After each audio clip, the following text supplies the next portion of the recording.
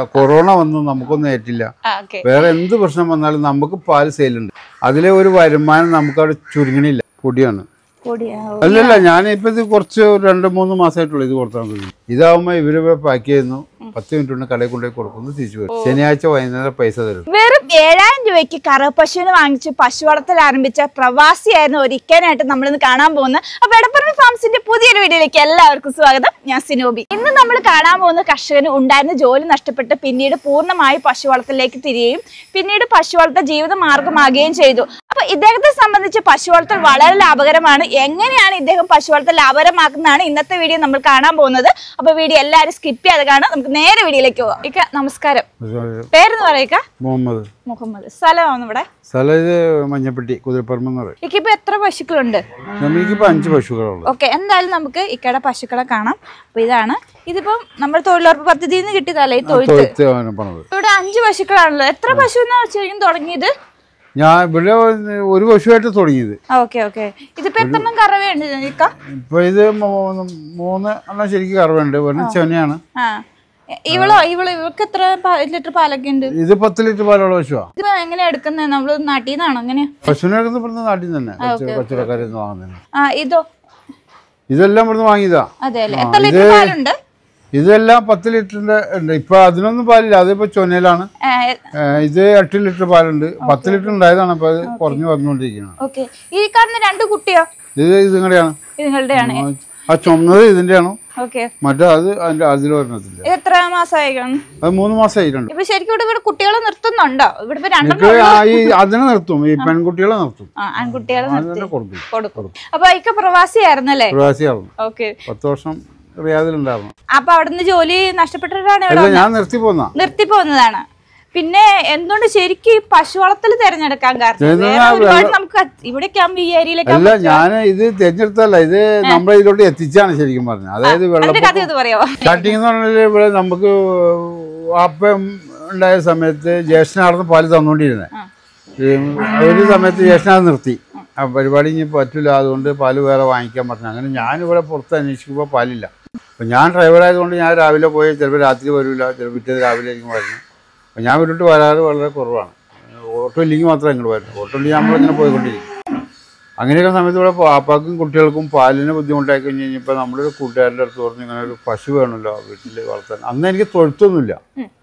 അപ്പൊ അങ്ങനെ ഷെഡൊന്നുമില്ല ഇവിടെ. അന്ന് ഇവിടെ തെങ്ങും വാഴയൊക്കെ ആയിട്ട് ഇങ്ങനെ നിൽക്കുവാണ്. അപ്പൊ പിന്നെ ഒരു പശു വാങ്ങിച്ചിട്ടുണ്ടപ്പോ ഞാനൊരു ചർപ്പായി വാങ്ങിച്ചിട്ടാണ് പശുവിനോട് കൊണ്ടത് കെട്ടിയത്. ഒരു പ്ലാവ് ഉണ്ടായിരുന്നുള്ള പ്ലാവത്തിന്റെ ഉള്ള കെട്ടിയത്. അന്നേരം അതിന്റെ കാര്യങ്ങൾ നോക്കിയിരുന്നത് വൈഫാണ്. അപ്പൊ ഞാന് വണ്ടി പോകും. പിന്നെ ഞന്നിൽ ഉള്ള സമയത്ത് നമ്മള് സഹായിക്കും. പിന്നെ രാവിലെ ഇപ്പോൾ വീട്ടാവശ്യത്തിനുള്ള പാല് കറന്നെടുക്കും. ബാക്കിത്തെ അയൽവക്കത്ത് ജ്യേഷ്ഠനൊക്കെ ആയിട്ട് വന്ന് വാങ്ങിച്ചുകൊണ്ടു. ആ കിട്ടുന്ന പൈസ ഇവിടെ സ്വരൂപിച്ച് വയ്ക്കും. അവളുടെ ആവശ്യത്തിന് വീട്ടിലെ വല്ല മീൻ എന്തെങ്കിലും വാങ്ങിച്ചിട്ട് ബാക്കിത്തെ സ്വരൂപിച്ച് വയ്ക്കുള്ളൂ. അത് വച്ചതിന് ശേഷം ഇങ്ങനെ അത് കറവ പറ്റിയാൻ കുത്തിവെച്ചു. അത് പാലിടാനുള്ളപ്പോൾ ഉള്ളവർക്ക് പാല് ഇല്ല, അതിനോട് വാങ്ങിക്കുകയാണെങ്കിൽ നമുക്ക് ഇത് മുമ്പോട്ട് കൊണ്ടുപോകാം. അപ്പോൾ ഞാൻ പറഞ്ഞ തൊഴുത്തില്ലല്ലോ എന്ന് പറഞ്ഞു. അപ്പോൾ എനിക്കൊരു ചിട്ടിയിലെ ചെറിയ പൈസ കിട്ടാനായിരുന്നു. അതും എല്ലാം കൂടി കൂട്ടി തൊഴുത്ത് പറഞ്ഞ് സംഘടിപ്പിച്ചു. അതിന് മുമ്പേ നമ്മളെ കൂട്ടുകാരുടെ അടുത്ത് തന്നെ ഞാൻ പറഞ്ഞു. അപ്പോൾ പറഞ്ഞു, വളരെ പ്രായം കൂടിയ ഒരു പശുവാണ്, പാലിലായി നടക്കും, നിൻ്റെ അടുത്ത് പ്രസവിക്കുന്നവരെ പാല് കിട്ടും എന്ന് പറഞ്ഞ് എന്നെ കൊണ്ടുവന്ന് കാണിച്ചപ്പോൾ ഞാൻ പറഞ്ഞു, അത് കൊണ്ടുപോകാം, എന്തായാലും പെണ്ണുങ്ങൾക്ക് കറക്കാൻ ബുദ്ധിമുട്ടില്ല എന്ന് പറഞ്ഞില്ല, അതൊന്നും കുഴപ്പമില്ലാന്ന്. അങ്ങനെ അതിനെ കൊണ്ടുവന്നു. അത് പിന്നെ ഈ പറഞ്ഞാൽ 5 ലിറ്റർ പാലെന്നുള്ള അതിന് കുറേ പാല് കിട്ടി. അതിന് 8-9 ലിറ്റർ പാലോളം കിട്ടണം. നല്ല ഇനം പശുവായിരുന്നു. പക്ഷെ പ്രായം കൂടുതലായിരുന്നു. പ്രായം കൂടുതലായിരുന്നു. അതിന് മടിയും ഇല്ലൊക്കെ കൊണ്ട് വലിയ മടിയായിരുന്നു. അപ്പോൾ അതിനെ കൊണ്ടുവന്ന് കറന്ന് കഴിഞ്ഞപ്പോൾ ഇവിടെ ഇങ്ങനെ 2 ഇങ്ങനെ കൊണ്ടുവന്ന് കറന്ന് അതിൻ്റെ പൈസ സ്വരൂപിച്ച് വെച്ചെന്നൊരു 10-22,000 രൂപ ഉണ്ടായി ഇവിടെ. അത് തന്ന് ഞങ്ങളത് പിന്നെ ആ 2 നിൽക്കുമ്പോഴാണ് അങ്ങനെ കുറേ കാലം പോയിക്കൊണ്ടിരിക്കുമ്പോഴാണ് ഈ വെള്ളപ്പൊക്കവും കാര്യങ്ങളൊക്കെ വന്നത്. അപ്പോൾ അതോടുകൂടി നമ്മുടെ ഇടപാട്. പിന്നെ അതിനു മുമ്പും മകളുടെ കല്യാണവും കഴിഞ്ഞിരുന്നു. 17 കല്യാണം, 18 വെള്ളപ്പൊക്കം. അതോടുകൂടി നമ്മൾ ആകെ ഇതായി സാമ്പത്തിക ബുദ്ധിമുട്ടും വന്ന് ഒരു രക്ഷയില്ലാണ്ടായി. അങ്ങനെ ഇരിക്കുന്ന സമയത്താണ് പിന്നെ ഈ 2 പശുവിൽ നിന്നും പിന്നെ എല്ലാവരും സഹായങ്ങളും കൂടി പശു വർദ്ധിപ്പിച്ചു. അപ്പോഴത്തേക്കും പശുവിനൊക്കെ വില കൂടിയായിരുന്നു. 45-55 വില ലിറ്ററിന് കണക്ക് ആയിരുന്നു. അത് 55 രൂപ പശുവാണ്. അത് 55 രൂപ പശുവാണ്. ഇത് 55 രൂപ പശുവാണ്. ഇത് 65 രൂപ പശുവാണ്. മറ്റേ ആ രണ്ടും ഉണ്ടായി കിടാക്കളാണ്. ബാക്കി 3 പുറത്ത് വെച്ചു. എനിക്ക് 13 പശു ഉണ്ടായിരുന്നു അവിടെ. അപ്പൊ ഇപ്പൊ കുറെ കാലമായിട്ട് ഞാൻ ചുരുക്കിയതാണ്. ചുരുക്കാന്ന് പറഞ്ഞാൽ ഇവിടെ ഈ സകലം ബുദ്ധിമുട്ട് വന്ന് ഈ അസുഖം വന്നു. അതിന്റെ ഒരു ആശുപത്രി ചെലവ് പോയപ്പോ ഞാൻ കുറച്ച് ഒഴിവാക്കി ചുരുക്കിയതാണ്. ഞങ്ങളിപ്പോ ഇങ്ങനെ ആവശ്യത്തിന് വേണ്ടി ഉപയോഗിച്ച് ഇങ്ങനെ ആയിപ്പോയതാണ്. പിന്നെ ജീവിക്കാനുള്ള ഒരു മാർഗമായിട്ട് എനിക്ക് തോന്നിയത്. ജീവിക്കാനുള്ള മാർഗം ഉണ്ടെന്ന് എനിക്ക് മനസ്സിലായി. പിന്നീട് ഇതിപ്പോ നമ്മളിപ്പോ കൊച്ചിന്റെ കൊണ്ടിച്ച കടമൊക്കെ ഇതിൽ നിന്ന് തന്നെയാണ് വീട്ടിയേക്കണത്. പിന്നെ ലോണ് 6 ലക്ഷം രൂപ ലോൺ എടുത്താൽ ലോൺ തീർന്നിട്ടുണ്ട്. അപ്പൊ 7000 രൂപയ്ക്ക് പശുവിന് വാങ്ങിച്ചെന്ന് പറഞ്ഞു. ഏതിനായിരുന്നു ശരിക്കും പറഞ്ഞ? അത് അവര് അന്ന് എന്റെ അടുത്ത് പറഞ്ഞ മുഴ പശു കൊമ്പില്ലാത്ത ശേഷി ആ പശുവാ വന്നത്. അതിന്റെ പാലിന് വല്ല ഇച്ചിരി ഇത് കുറവുണ്ടാവും. പക്ഷെ എന്നാലും വേറെ ബുദ്ധിമുട്ടൊന്നുമില്ല. കുറെ കാലം ഉണ്ടായിരുന്നു എന്റെ അടുത്തത്. വീടുകളിൽ അന്ന് ആളിവിടെ വന്ന് വാങ്ങിച്ചു. ഞാനിപ്പോ ഈ 18-ന് ശേഷമാണ് വീട്ടുകളിൽ സപ്ലൈ ചെയ്ത് തുടങ്ങിയത്. എല്ലാ വീട്ടുകളിലും കൊടുത്തു തുടങ്ങിയത്. പിന്നെ കുറച്ച് ലേറിയിൽ കൊടുക്കും. ഇവിടെ ഒരു 30-35 ലിറ്റർ പാലാണ് ഇപ്പൊ എനിക്ക് കിട്ടുന്നത്. സെയിലും കാര്യങ്ങളും ഇപ്പൊ ഞാൻ കടകളിലെ കൊടുക്കണം. പലചരക്കടയിൽ പാക്ക് ചെയ്ത് കൊടുക്കാണ്. അപ്പൊ അവര് അവിടെ വിറ്റോളൂ. ഞാനിപ്പോ 60 രൂപ കൊടുക്കണം. അവര് 66-ന് വെക്കുന്നു.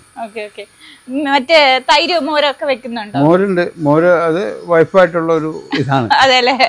അത് വൈഫിന്റെ സപ്പോർട്ട് കൂടുതലുണ്ടല്ലേ? വൈഫാണ് മെയിൻ ആയിട്ടുള്ളത്. കടയായിട്ട് നിക്കണല്ലോ. ഇത്ത പറഞ്ഞതെന്ന് ആ ഒരു വരുമാനമാർക്കും പിന്നീട് നമുക്കൊരു ജീവിതമാർഗമായി. അതാണ് ശരി. ഇപ്പൊ ഇത്രയും പശുക്കളുള്ളതുകൊണ്ട് എത്ര മണിക്കായി ഫാമിന്റെ കാര്യങ്ങളൊക്കെ സ്റ്റാർട്ട് ചെയ്യണേ? ഇതിപ്പോ രാവിലെ ഞങ്ങള് 3:30 വന്നു. 3:30? രാവിലെ 3:30 എന്നിട്ട് കഴിഞ്ഞാൽ ഒരു 5:30-6 മണിയാകുമ്പോഴേക്കും ഇവിടുത്തെ കുളിപ്പിക്കലും തീറ്റ കൊടുക്കലും കറുവയൊക്കെ കഴിഞ്ഞ് ഞങ്ങൾ പോകും. കറക്ക് ശേഷമാണ് തീറ്റ കൊടുക്കണേ?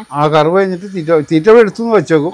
കറന്ന് കഴിയുമ്പോൾ വെച്ചു കൊടുക്കും. അപ്പൊ എന്തോരം നമ്മൾ കൊടുക്കും ഓരോ പശുക്കൾക്ക്? അതായത്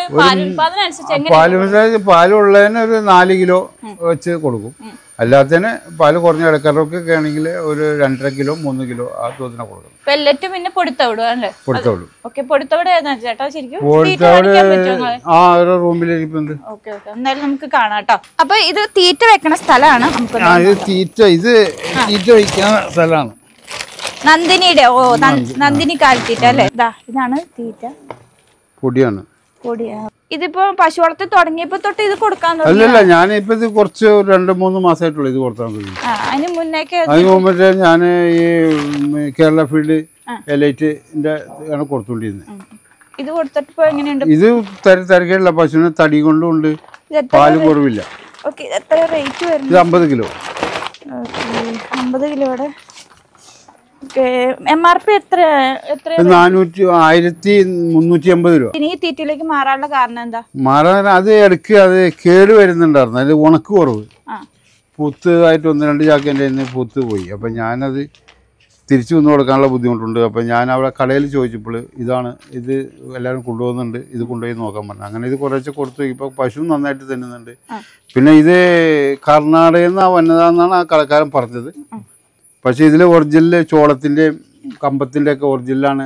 വേറെ മായങ്ങളൊന്നും ഇല്ല. പശുക്കളാണ് തിന്നിട്ടാണെങ്കിൽ അവർക്ക് ആരോഗ്യം തോന്നുന്നുണ്ട് എനിക്ക്. സാധാരണ ഈ നന്ദിനി തീറ്റ എവിടെയും കാണാറില്ല. ഇത് എവിടെന്നാ എടുക്കുന്നത്? ഇത് ഞാൻ പെരുമ്പാവൂർ ഒരു കടയുണ്ട്, ഇത് തീറ്റ കൊടുക്കുന്ന കടയുണ്ട്. അവിടെ എല്ലാ ഐറ്റം ഉണ്ട്. നമ്മൾ പോയി എടുക്കുവാണ്? ഞാൻ പോയി എടുക്കുകയാണ്. പൊടിത്തവിട് ഇതാണോ? അല്ല, അത് ക്രാവിന്റെ തീറ്റയാണ്. ഇതാണ് പോയി തവിട് എന്ന് പറയുന്നത്. സോയ അല്ലേ? അത് കുറച്ച് മിക്സ് ചെയ്ത് കൊടുക്കുന്നു. ഇതെങ്ങനെയാണ്? കുഴമ്പ് രൂപത്തിലാണ്? അല്ലല്ല, അത് വെള്ളത്തിൽ കൊടുക്കാനാണ്. കുഴമ്പത്തിൽ ഇത് തിരി കറക്കുമ്പോൾ വെച്ചു കൊടുക്കും. കറക്കുന്ന സമയത്ത് തിരി വെച്ചു കൊടുത്ത് കറവായുമ്പോൾ തിരി വെച്ചു കൊടുക്കും. അതിനുശേഷം പിന്നെ കുറച്ച് കഴിഞ്ഞിട്ടാണ് വെള്ളം കൊടുക്കുന്നത്. അത് എല്ലാവരും പച്ചവെള്ളം കൊടുക്കണം. ഞാനപ്പോൾ ഇത് കുറച്ച് കൂടുതൽ കുടിക്കാനായിട്ട് ഈ തവിട് കുറച്ച് ചേർത്ത് കൊടുക്കും. അതായത് പെല്ലറ്റ് ആദ്യം നമ്മൾ കൊടുക്കും, എന്നിട്ട് നമ്മൾ വെള്ളം കൊടുക്കുമ്പോൾ ഈ തവിട് തവിട് കൂട്ടി കൊടുക്കും. അപ്പൊ ഇത്രയും നാളത്തെ പശു വളർത്തൽ ലാഭകരമാക്കാൻ ഇവിടെ എന്താണ് ചെയ്യുന്നത്?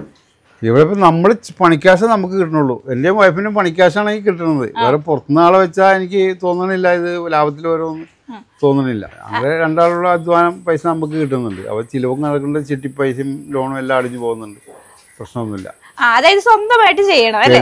സാധാരണ നമ്മൾ പാലൊക്കെ കൊടുക്കുമ്പോ വീടുകളിലെ കൊടുക്കണേ, അപ്പൊ അത് ഒഴിവാക്കിയിട്ട് കടകളിൽ നയിക്കാം, എന്തുകൊണ്ടാണ്? അത് എന്റെ സമയലാഭത്തിന് വേണ്ടി ചെയ്ത പരിപാടിയാണ്. അതെ, വീടുകളിൽ കയറുമ്പോൾ ഒരേ വീടുകളിൽ കയറിയെങ്കിൽ 40-50 വീടുകളിൽ കയറുന്ന പറഞ്ഞാൽ എന്തായാലും 2-2.5 മണിക്കൂർ പോകും.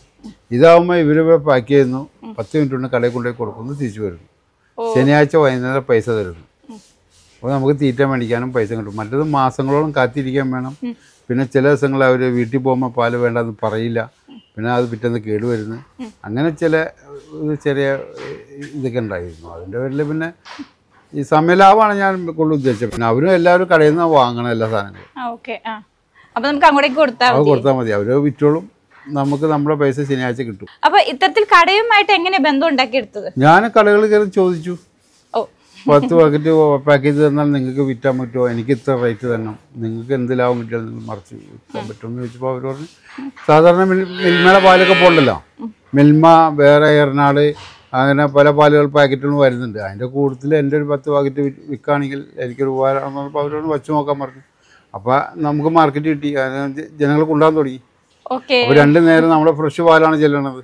രാവിലെ ചെല്ലും, അത് തീരും, ഉച്ചകഴിഞ്ഞ് ചെല്ലും, അതും തീരും. അത് അങ്ങനെയാണ് അതിൻ്റെ ഒരു മാർക്കറ്റ് കിട്ടിയത്. ശരിക്കും പറഞ്ഞാല് എന്താ പറയുക, സ്വന്തമായിട്ട് ചെയ്തു, പിന്നെ അതുപോലെ തന്നെ മാർക്കറ്റിംഗ് കണ്ടെത്തി അല്ലേ? അതാണ് ഇക്കടെ എന്താ പറയുക പശു വളർത്തൽ സക്സസ്ഫുൾ ആകാൻ കാരണം. എനിക്ക് അങ്ങനെ തോന്നുന്നു. മറ്റൊരു വരുമാനം കൂടെ ഇക്ക കണ്ടെത്തുന്നുണ്ട്, ചാണകം ഉണക്കി വിൽക്കല് അല്ലേ? ചാണകം ഉണക്കി വേനക്ക് ഉണക്കി വയ്ക്കി കഴിഞ്ഞാൽ ആവശ്യക്കാർ വരുമ്പോൾ കൊടുത്തു വിടും. അങ്ങനെ ഈ ചെടി വളർത്താനും മറ്റേ ചെറിയ ചെറിയ കൃഷികൾക്കൊക്കെ ആൾക്കാർ കൊണ്ടുപോകുന്നുണ്ട്. ഇവിടെ ഇതിപ്പോ ഇവിടെ വന്ന് കൊണ്ടുപോകുമ്പോൾ 150-നും കൊണ്ടുവന്ന് കൊടുക്കുകയാണെങ്കിൽ 200-ന് കൊടുക്കുന്നത്. പച്ചച്ചാണകം അത് വണ്ടിക്കാര് കൊണ്ടുപോക്കുന്നുണ്ട്, അത് അവരെന്തെങ്കിലും തരുള്ളൂ, പിന്നെ റേറ്റ് ഒന്നുമില്ല. അങ്ങനെ ഇതിപ്പോ നമ്മള് കച്ചി വാങ്ങാൻ അങ്ങനെയുള്ള കാര്യങ്ങൾക്ക് ഉപയോഗിക്കാം. അങ്ങനെ ഉപയോഗിക്കാം, കുഴപ്പമൊന്നുമില്ല. ചാണകം ചില സീസൺ ആകുമ്പോൾ കുറെ കയറി പോകും.